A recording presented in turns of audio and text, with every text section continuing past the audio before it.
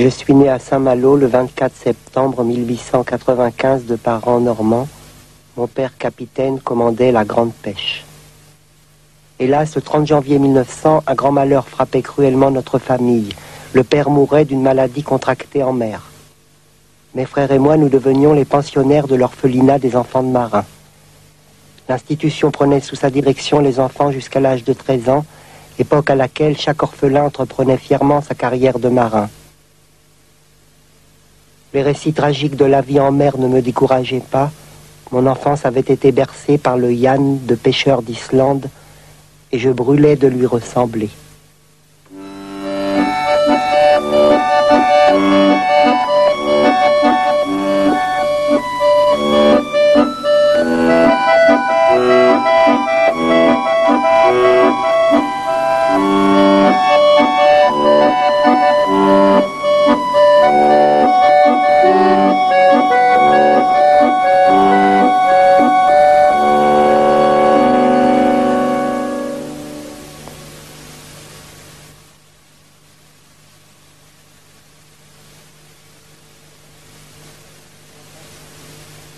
Je m'embarque comme mousse à bord du 3-mâts Pará de Fécamp. J'avais 13 ans. Mon enthousiasme est altéré par la réputation du capitaine. Toute la ville le surnomme Face de Fer. Quant à moi, il m'impressionne. Combien espérez-vous la campagne? Oh, faut bien compter au moins 6 mois. Ah oui. Au moins 6 mois, oui. Et tous les préparatifs sont faits à l'intérieur? Tout est prêt. Tout est prêt. Tout est prêt. Vous escomptez une bonne pêche pendant Ça, ce oui, on espère toujours.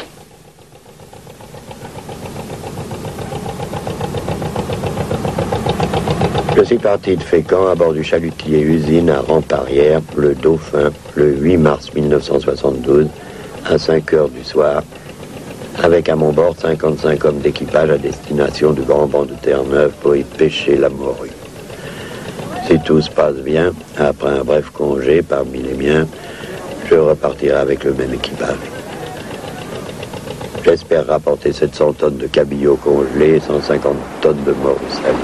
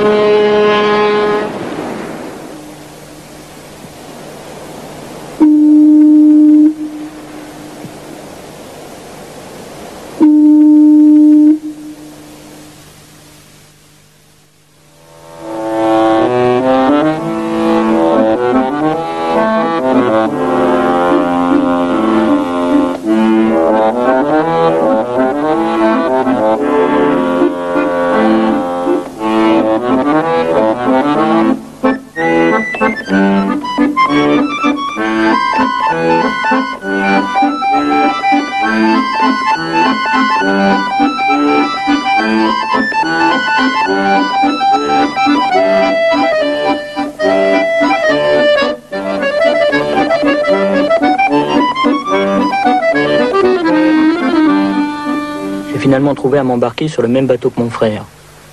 Lui comme trancheur-amandeur, moi comme décolleur. Tout l'équipage a entre 20 et 30 ans. Le capitaine est un bon pêcheur et le navire a bonne réputation. Chacun a l'air de bien connaître son métier. Nous préparons le pont pour la pêche, l'ambiance est bonne. Comme il est d'usage, 1/5 du produit brut de la pêche sera versé à l'équipage. Le reste ira à l'armateur. Personne ici ne touchera plus de 2 parts 25, sauf le capitaine et le chef mécanicien. Joseph, plus qualifié que moi, touche 2 parts. Et moi, je reste cette année encore à 1 part.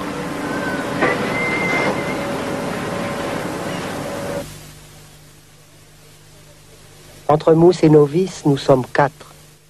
Je suis le plus jeune et le plus petit. L'avance qui m'a été versée sera ma gagne pour la campagne. Juste de quoi m'équiper. Pendant la traversée, nous travaillons 14 heures par jour. Nous avons intérêt à bien nous tenir, surtout vis-à-vis du second, car on ne peut guère compter sur son indulgence. Les punitions consistent à rester debout près du timonier 1 heure durant, ce temps étant pris sur le repos. Pour 7 mois, ma couchette est une paillasse de foin que je partage avec un garçon plus âgé que moi. Nous sommes 20 à dormir et à manger dans le poste exigu et sombre. À cause des mauvaises odeurs qui me donnent la nausée et la présence des rats qui m'effraient, j'ai du mal à trouver le sommeil.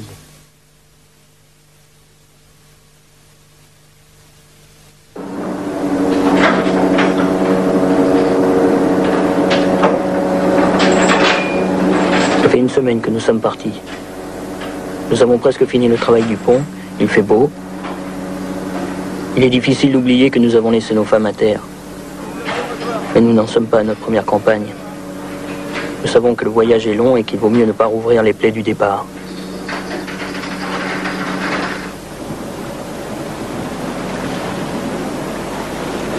La rencontre avec le franc suffit à ranimer les esprits, réveiller les sens endormis. Joseph me dit: « T'as vu les mômes qui nous faisaient du bras? Ah, les vénards d'avoir leur femme à bord. Je partagerais bien ma couchette avec une de leurs pépées. » Contraste entre ces deux navires, nous le rudimentaire et eux la richesse et le luxe.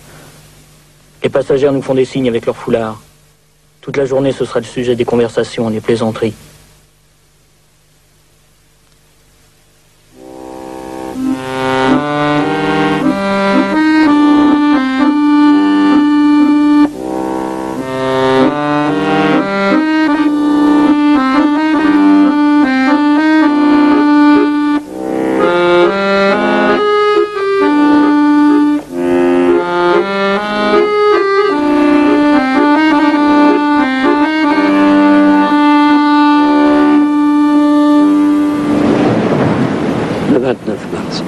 Chère mère, il est 7 heures du matin. Nous bourlinguons depuis 3 semaines, ce qui n'est pas peu car nous avons eu bien des déboires à cause d'une tempête. C'est une grosse perte de temps et des ennuis dont je me serais bien passé. Je ne connais toujours pas les nouvelles de la pêche puisque nous n'avons communiqué avec aucun bateau.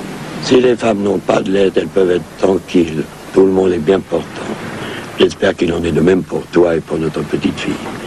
Tu diras à toute la famille que je ne les oublie pas, que je penserai à vous pour Pâques, ton mari qui t'aime beaucoup, ainsi qu'à sa fille. 1000 bons baisers.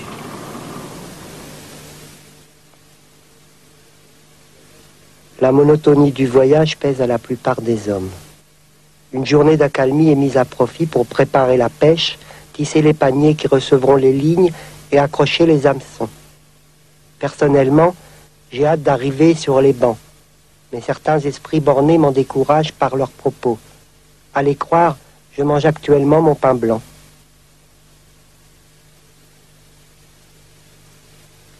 Notre déjeuner se compose de biscuits, de conserves et de patates servis dans une gamelle où tout le monde puise à même.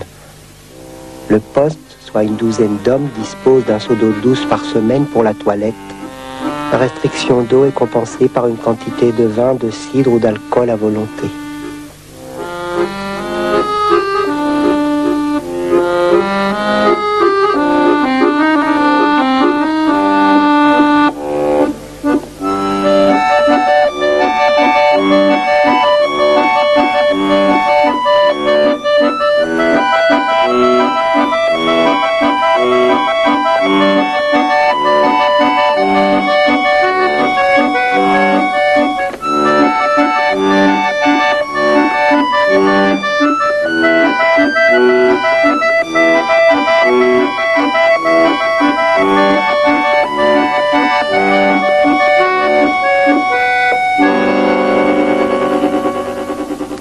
Le 2 avril, nous sommes arrivés sur les bancs, vent du sud, brume et jolie brise, mouillés à 8 heures par 73 mètres de fond. Ce matin, nous avons commencé la pêche des bulots qui serviront d'appât aux morues. On m'a dit qu'en pourrissant, ils se mettent à puer très fort. Tous les soirs, les doriciers doivent bouetter leurs lignes. Ils accrochent à chacun de leurs hameçons un bulot dont ils ont cassé la coquille. C'est une opération délicate. La moindre piqûre peut occasionner des phlegmons, des panaries ou des abcès aux doigts qu'il est difficile de soigner avec les moyens du bord.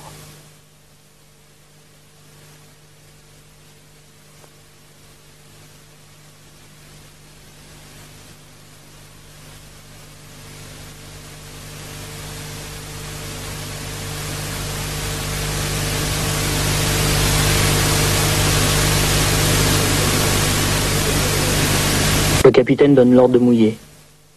Le métier est commencé. En fin d'après-midi, nous quittons le navire pour aller tendre nos lignes à 1 ou 2 milles. Chaque doris part du bord et prend la direction de son aire de vent. Le numéro 1 s'oriente au nord, le numéro 2 au nord-est, et ainsi de suite. Le navire se trouvant au centre de cette rose des vents. En pêche dans notre doris, mon frère et moi sommes insouciants du danger. Nous sommes jeunes tous les deux. J'ai 20 ans et lui 22. Le capitaine effrayé de notre intrépidité veut nous séparer, ce que nous n'admettons pas. La paye est calculée à la morue pêchée. La compétition commence. Les rivalités se font sentir. Dans ces parages hostiles, défavorisés par le temps, la brume souvent épaisse et opiniâtre, la forte brise, les hommes deviennent furieux et méchants.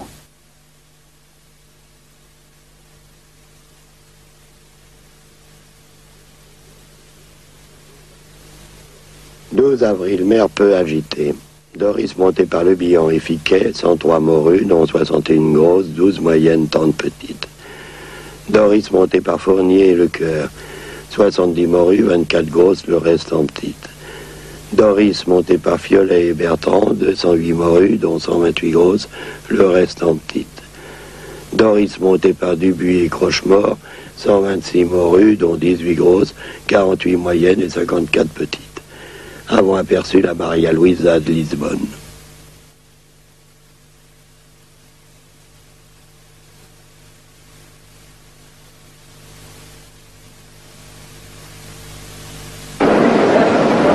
La misère en 4 volumes.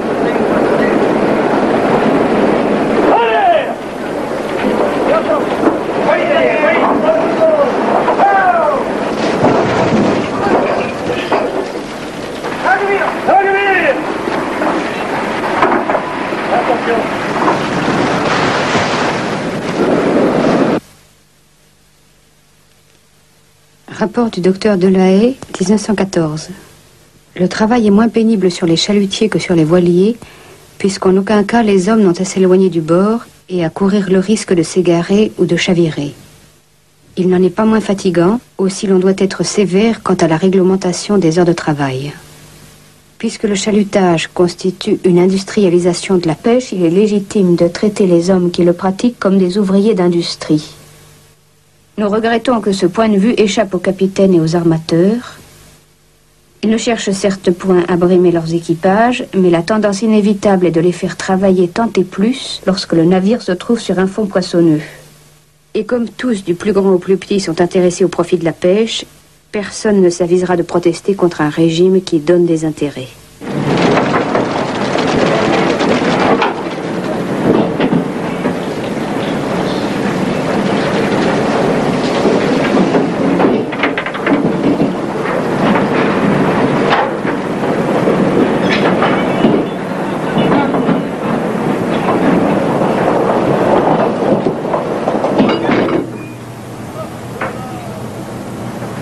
Le 17 avril, bord de nord, nord-ouest, mer calme en pêche. Mon premier trait a donné 5 palanquets de très beaux poissons. Les hommes sont efficaces et disciplinés. Les quelques matelots sur lesquels j'avais des doutes se sont avérés être de bons marins. Malgré le froid intense de ce début de campagne, ils ne boivent pas plus que nécessaire.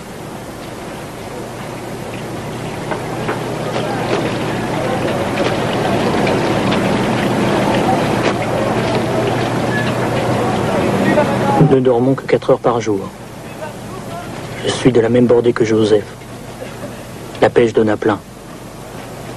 Je suis décolleur. Mon travail consiste à décapiter une à une les morues. Ensuite, elles seront tranchées, lavées et salées. Joseph est trancheur. C'est de lui que dépend le rythme de la chaîne. Plus il est rapide, plus laquelle se remplit. Pour ma part, un peu de temps gagné me permet de mettre de côté les longues pour les revendre à terre. Avec ces cadences et le froid qui engourdit nos doigts, le moindre geste imprécis peut être la cause d'un accident. Il n'y a pas de médecin à bord. C'est le capitaine qui soigne les blessures légères. J'espère que la campagne sera courte, et cela me donne de l'ambition.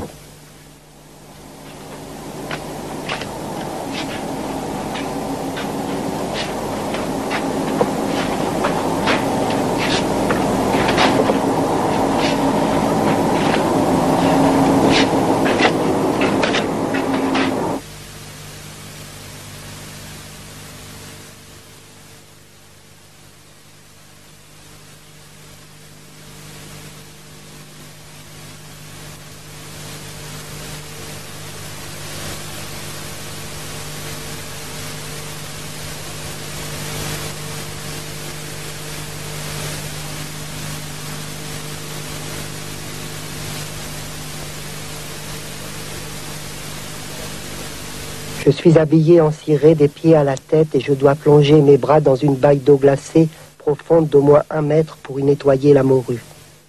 Ensuite, je prépare le repas du soir pour tout le poste.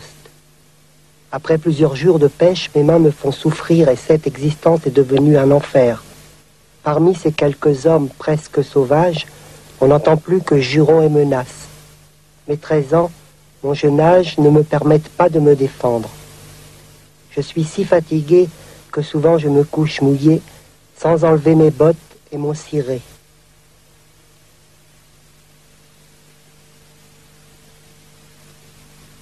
Mon cher fils, voici 15 jours que tu nous as quittés et tu dois avoir un aperçu du métier.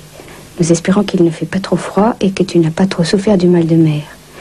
Nous n'avons pas de nouvelles de la pêche. Nous savons seulement que vous êtes banquier. Ici, nous parlons souvent de toi, qui nous manque. Ton chien te cherche partout. Je suis allée à la chapelle de la Côte de la Vierge mettre un cierge pour que vous ayez beau temps. Avec toi et tes frères sur l'eau, inutile de te dire que quand le vent se lève, je passe des nuits sans dormir à prier. 5 fils sur l'océan, c'est beaucoup pour une mère, mais je serai heureuse si vous rentrez. Nous te tricotons un chandail à la mode avec col pointu. C'est Louise qui a choisi le modèle dans un magazine. Ta mère qui t'aime.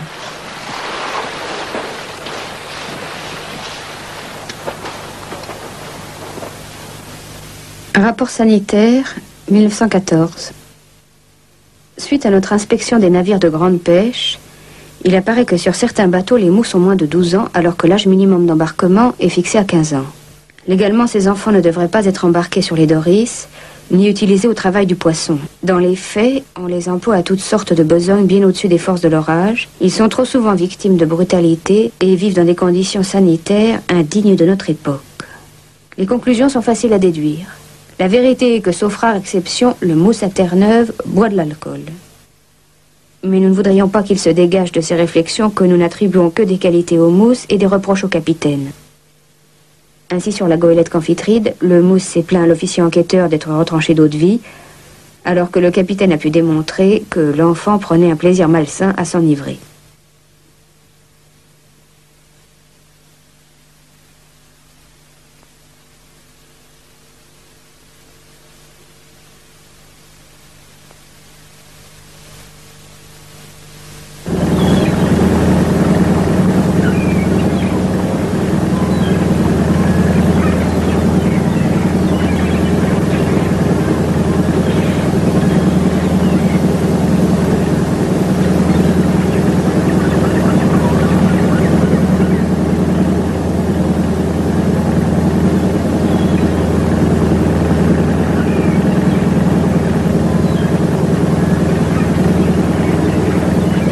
Le 29 avril 1974, ce matin, un voilier portugais a mouillé à 300 mètres de nous. Ceux-là vivent encore comme avant-guerre. Je leur ai fait porter de la viande. Comme il y a de la vue et de la visibilité, nous veillons à ce que leurs doris ne se prennent pas dans l'étave du chalutier. La pêche est bonne, je vais rester dans les parages. Allez, allez!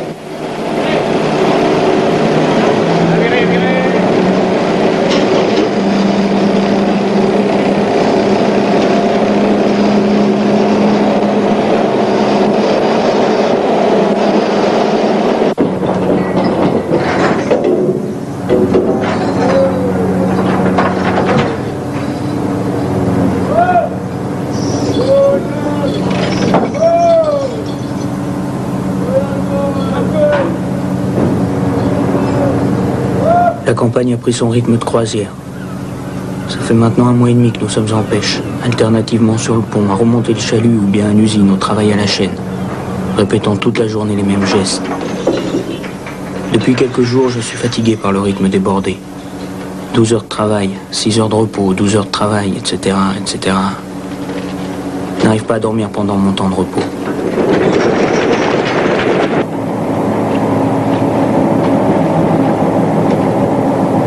Joseph regrette l'ambiance des chalutiers classiques. Tout le monde chantait en travaillant le poisson. Ici, le bruit continuel des machines nous oblige à crier pour nous faire entendre.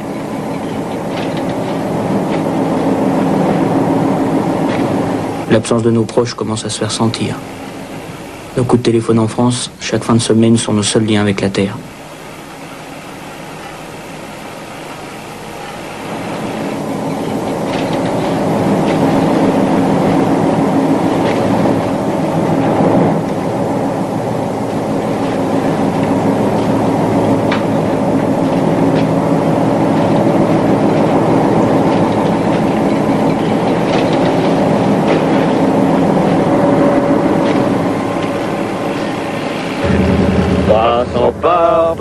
Paris, vidant la bouteille, passant par Paris, vidant la bouteille. Un de mes amis m'a dit à l'oreille, bon, bon, bon, le bon vin m'endort, l'amour me réveille, le bon vin m'endort, l'amour me réveille encore. J'en prends garde à toi, long courtise ta belle. J'en prends garde à toi, long courtise ta belle. Courtise qui voudra, je me fous bien d'elle. Bon, bon, bon. Le bon vin m'endort, l'amour me réveille. Le bon vin m'endort, l'amour me réveille encore.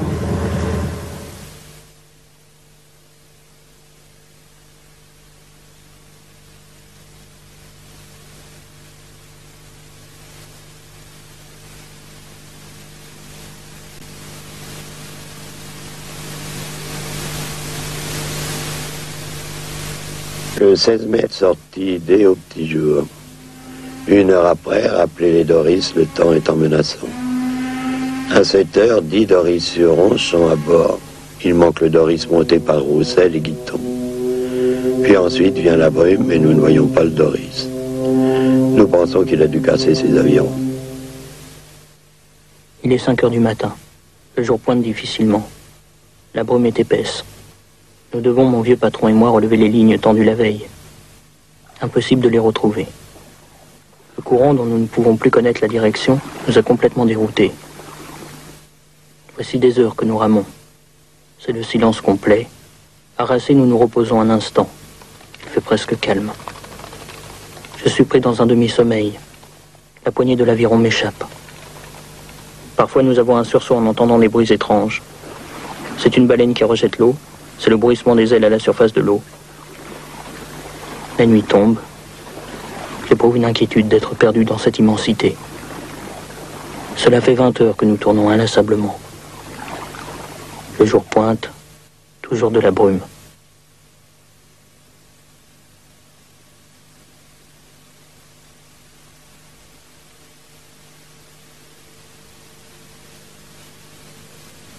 Communication du révérend Périvon, aumônier sur les bancs Terre-Neuve, 1936. Aujourd'hui, le 23 mai, nous avons recueilli à bord du navire hôpital 2 marins bretons de la goélette Teresa. Lord Doris s'étant perdu dans la brume, les 2 hommes ont raconté qu'ils étaient restés isolés 8 jours à la merci des vagues. 3 jours avant d'être recueillis, ils avaient épuisé leurs provisions et c'est avec de l'eau de pluie qu'ils vécurent le reste du temps. Le Saint-Yves, armé par la Société des œuvres de mer, rend des services incontestables. Il apporte un peu de soulagement aux admirables marins de Terre-Neuve, un peu d'espoir à ceux qui n'en ont plus. La charité chrétienne se doit d'être présente sur les bancs, et je considère qu'il est de notre devoir d'assurer la pérennité du service religieux pour chasser des cœurs la brume et des corps les ténèbres de la souffrance.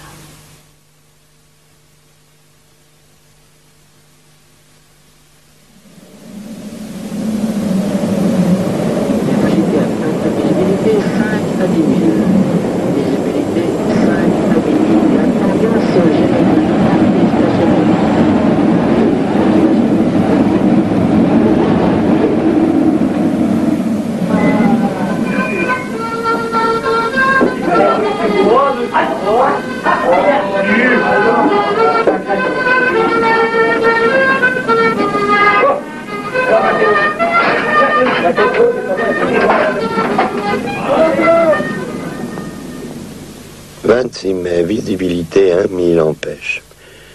L'hélicoptère vient de Saint-Pierre nous déposer le courrier. Il était temps.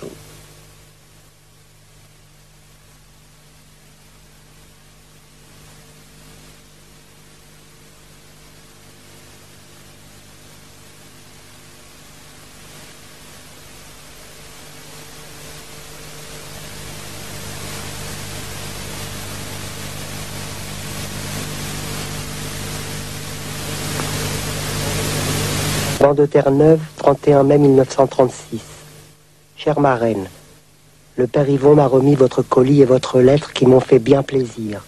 Recevoir tout ça dans ce sale pays, ça fait plaisir plus que vous ne pensez. Surtout entendre quelques bonnes paroles comme d'une maman. Le capitaine m'avait flanqué sa main sur la gueule sans raison et votre lettre m'a consolé. Excusez si ma lettre sent mauvais, ici tout pue. Sale pays, sale mer, sale morue. Tenez, je n'avais plus rien de sec, mais avec votre colis me voilà gré. Merci, merci, et encore une fois merci. C'est pas votre filleule qui vous embrasse, mais votre enfant.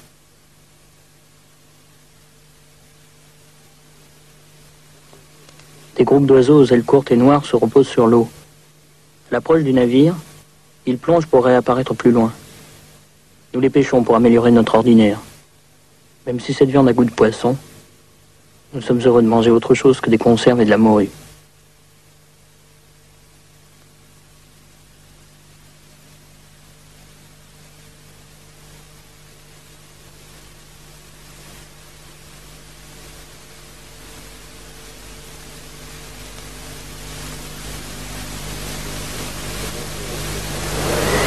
Le 21 juin. À partir du 2 juin, j'ai mouillé par 44 degrés de latitude et je n'ai rien pris ainsi que les jours suivants. Le 5, le temps est boucailleux. J'ai fait route vers le sud. Jusqu'au 7 juin, la pêche a été mauvaise dans les parages. Le 9, il fraîchit progressivement. Le baromètre descend à 745. La mer est peu maniable. Vers 4 heures, le navire casse sa chaîne. Après, il y a de la houle. Les Doris ne sortent qu'1 jour sur 3. Pendant 15 jours, j'ai fait plusieurs mouillages, mais je n'ai rien pris par le mauvais temps et le fort courant. Rapport de la marine marchande, résultat de la grande pêche. La pêche est bonne dans le golfe, médiocre sur le Bancro et franchement mauvaise sur le Grand Banc. L'hiver a été clément, mais depuis le mois de juin, on compte 32 jours d'inaction causés par le mauvais état de la mer. En ce qui concerne la disparition des Doris sur les bancs, le service de l'inscription maritime a déjà reçu 38 déclarations. Le 17 juin, il y a eu un coup de mer qui causa la perte du Lorraine, dont l'équipage a fort heureusement été recueilli par le navire hôpital, le Saint-Yves.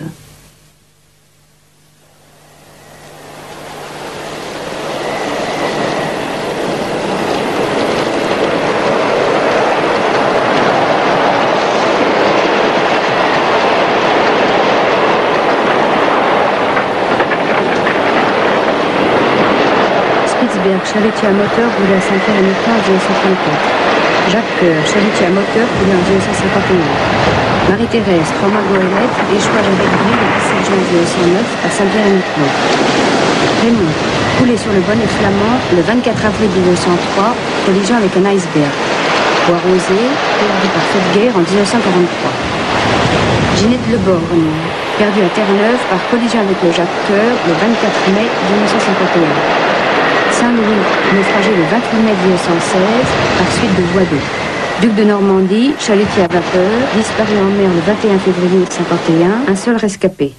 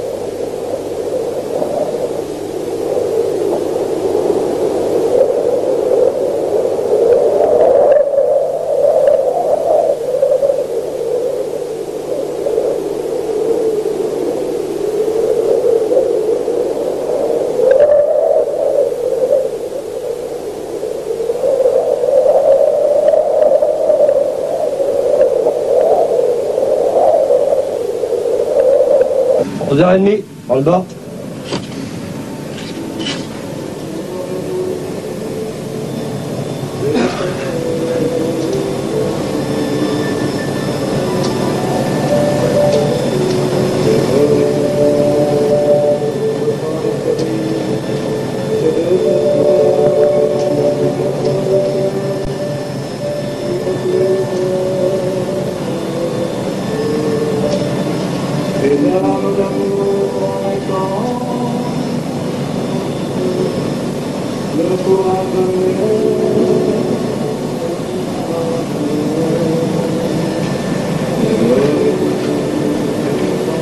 Le 14 juillet. Ma chérie, ça va moyennement. J'ai été heureux d'avoir ta lettre, car ici le courrier c'est un peu de liberté. Comment va la vie là-bas? Nous, l'ambiance est un peu tendue. Tu me manques beaucoup. J'aimerais juste un moment être avec toi. Dis à Serge et à Jean-Pierre de m'envoyer des cartes postales hors du commun, super quoi. Des chanteurs ou des acteurs de cinéma, Mike Brown, Paul Newman, etc. C'est comme ils veulent. Que fais-tu pour le 14 juillet? Nous, je sais pas trop. Peut-être une bonne bouffe, quelque chose qui remonte le moral, qu'on arrête de s'engueuler pour un rien. J'espère que tes parents vont bien. En tout cas, je le souhaite. Yves, qui t'aime.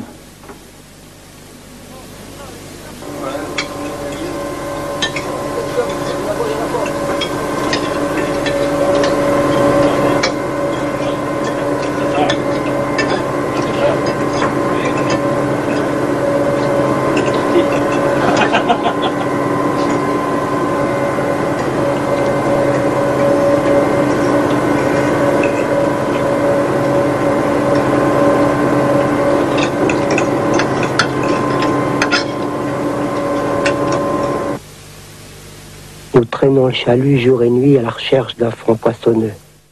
Comme tout le monde est de mauvaise humeur, les plaisanteries à mon égard deviennent facilement cruelles. Les morues se sont barrés de ce sale pays et on devrait tous en faire autant. Nous n'avons pêché ces derniers jours que du faux poisson, du rouge ou du chien, juste bon à être projeté à la mer.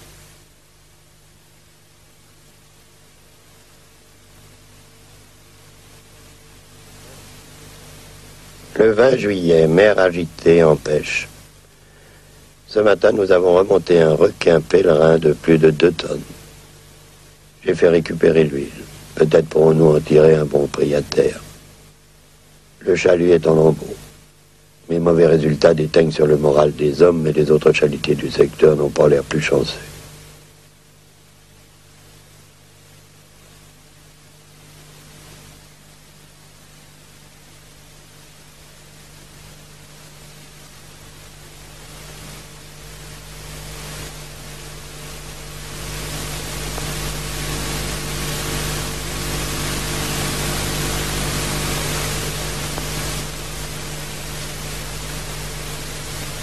Le 21 juillet, 2 traits nuls, puis 4 palanquets d'éponges.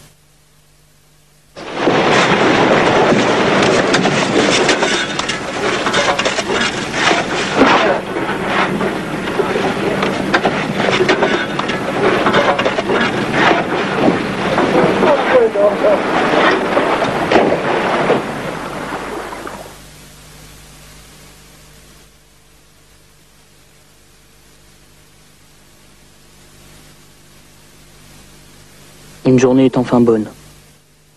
Le capitaine est fier d'avoir trouvé ce mouillage. Il fallait suivre un sillon très étroit pour être sur la morue. Joseph et moi nous récoltons 450 pièces de belle taille. Et chaque doris qui rentre a droit à du café et à la goutte bien tassée. D'autres préfèrent le pinard avec des galettes de biscuits. Hélas, plusieurs chalutiers travaillent à 6 ou 7 milles de nous. Le capitaine craint que nos concurrents découvrent ce trésor. Il donne l'ordre de ne pas se servir des voiles des doris et de nous faire discrets.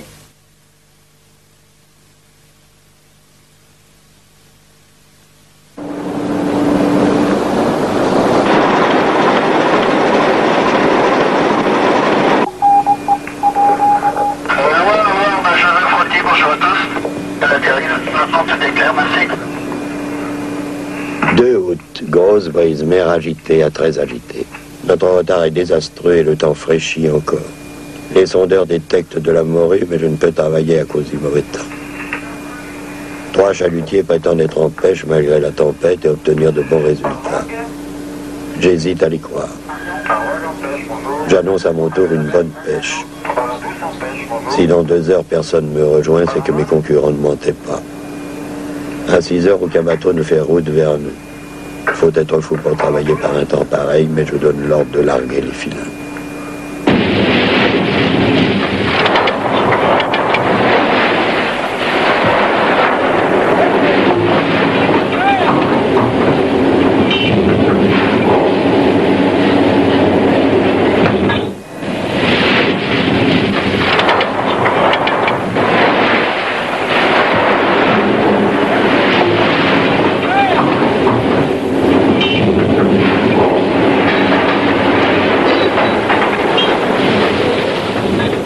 Tout l'équipage est sur le pont, car la manœuvre est délicate. Malgré les mouvements désordonnés du bateau, je réussis à me tenir debout pour travailler. J'ai peur et j'ai envie de vomir. Une lame s'engouffre par la rampe arrière et vient nous couper les jambes. Cavelier a glissé. Ce qui m'effraie le plus, c'est de voir qu'il n'a fait aucun mouvement dans l'eau pour se débattre. La mer est trop forte. On raconte qu'avec la lame suivante, la mer ramène parfois le matelot qu'elle a pris. Cette fois-ci, il n'y eut pas de miracle.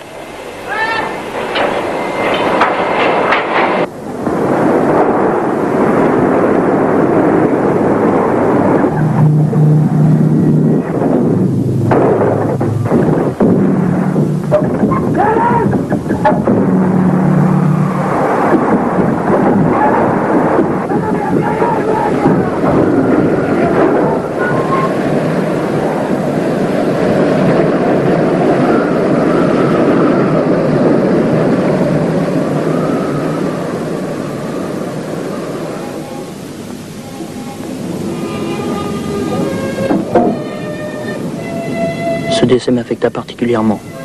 Le disparu étant de mon village, nous avions fait l'école maritime ensemble.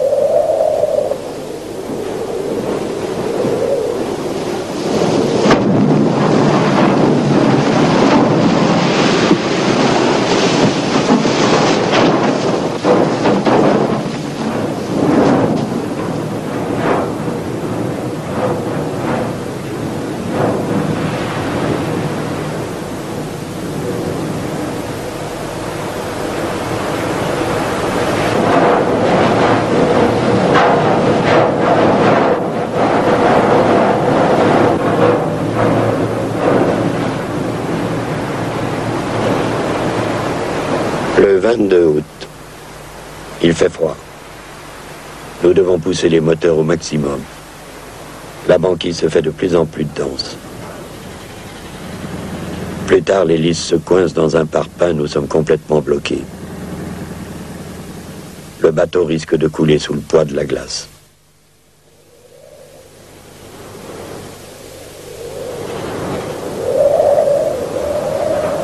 Je prends contact avec le Joseph Duhamel qui propose de nous remorquer jusqu'à Saint-Pierre.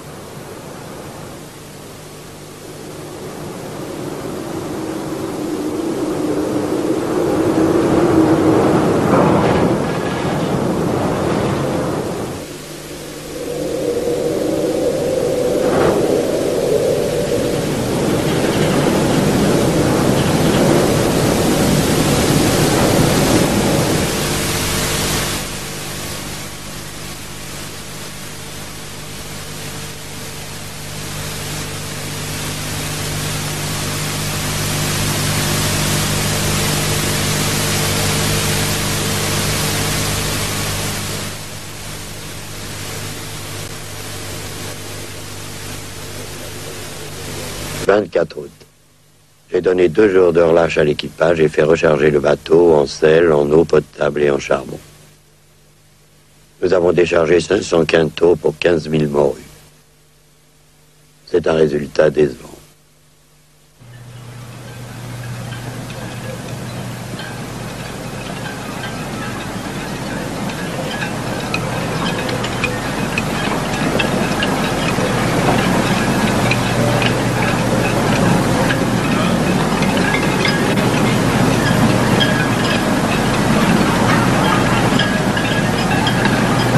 Rapport sanitaire 1923. Les mousses ne sont pas les seuls enfants en danger à Terre-Neuve. Depuis longtemps, le sort des graviers employés pour le travail de la morue attire l'attention des autorités maritimes.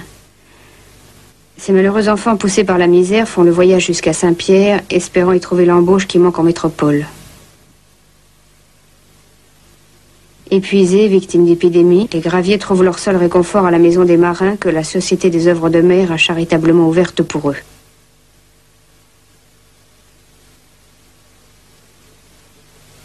Ma chérie, je t'envoie cette vue de Saint-Pierre pour te montrer un peu du voyage. 3 jours à terre m'ont permis de me refaire une santé. J'ai perdu un peu de poids à cause de la fatigue, mais j'aurais vite fait de les reprendre. J'espère que ta santé est bonne. Ton mari qui pense à toi tendrement.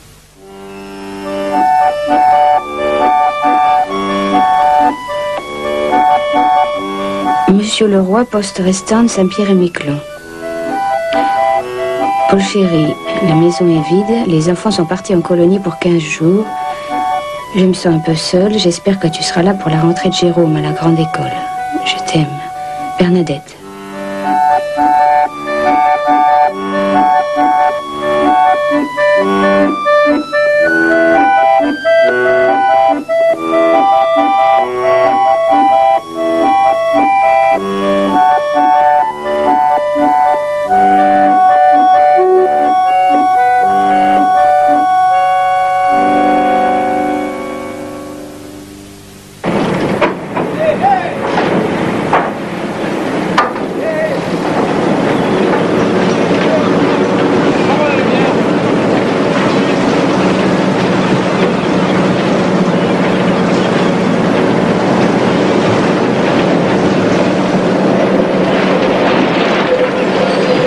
Depuis 3 jours, le pont est toujours plein. Au moment de fatigue silencieuse, succède la fébrilité d'avoir trouvé un fond poissonneux. Il y a 10 jours, la campagne paraissait perdue. Nous nous apprêtions à baisser les bras et à rentrer les cales à moitié vides.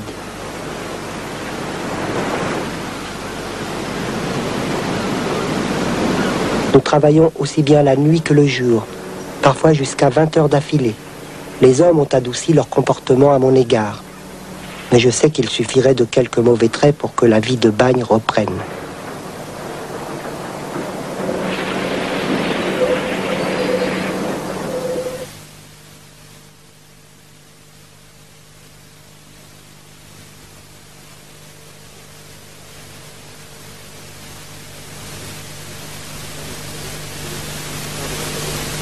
La plupart de nos collègues ont quitté les bancs. Mais pour nous, la saison avance. Avec cette pensée obsédante que nous ne sommes pas encore près de retrouver le bonheur de la maison. Chacun essaie d'arriver le premier après avoir allé 3000 mètres de ligne par le seul moyen de la force des bras.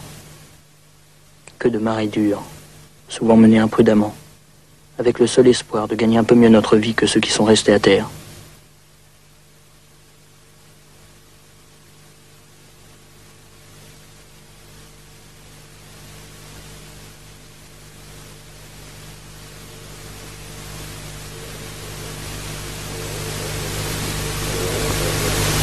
Le 11 récolté 1764 morues.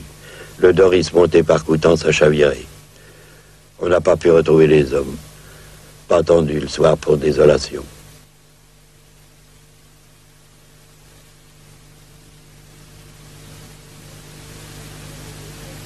Inventaire des effets du nommé Coutances Étienne. 3 paletots de drap, un gilet, 4 chemises de laine bleue, un caleçon de molleton, une paire de mitaines, un gant de laine, une vareuse cirée, un pantalon ciré, une cuillère en fer, un savon, un petit bout de toile enfermant laine et fil, un coffre. 20 septembre. Vent de sud-sud-ouest. Les cales sont pleines. Faire route pour la France à 16h30.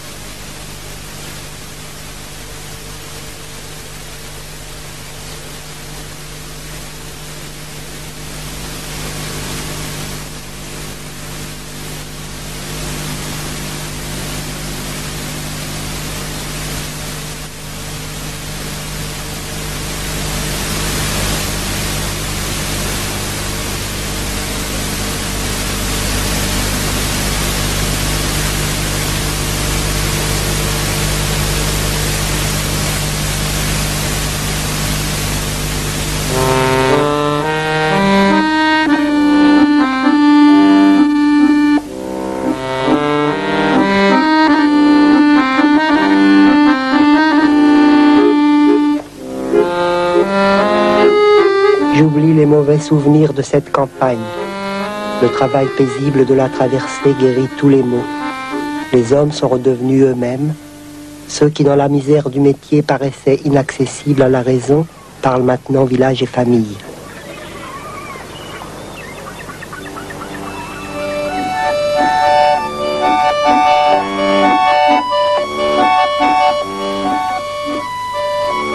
Par respect pour nos camarades décédés au cours de la campagne, j'aurais aimé que notre joie du retour se manifeste silencieusement.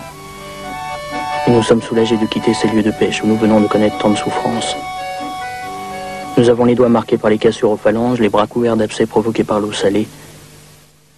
Combien de fois les ai-je entendu dire « C'est fini, c'est ma dernière campagne ». Et cependant, l'année suivante, on retrouvait les mêmes.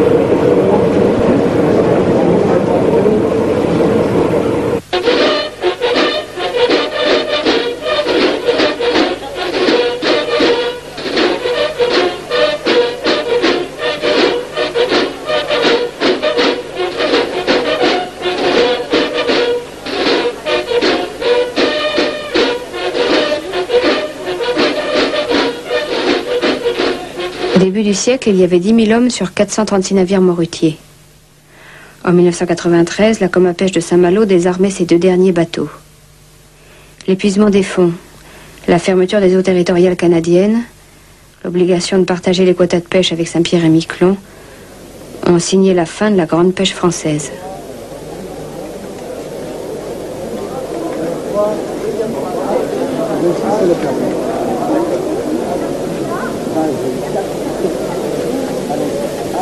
Pendant que les hommes en cadence ébroillent et tranchent la morue, pendant que les mousses chantent et rient, s'exhalant un doux parfum d'amour, provenant de ma gogoterie, c'est là que j'ai passé mes plus beaux jours. Lorsqu'il y a des avaries et que le froid nous glace les doigts, ceux qui enfilent les aiguilles vont se réfugier sous mon toit. Mais bien souvent le second crie et nous fait sortir tour à tour.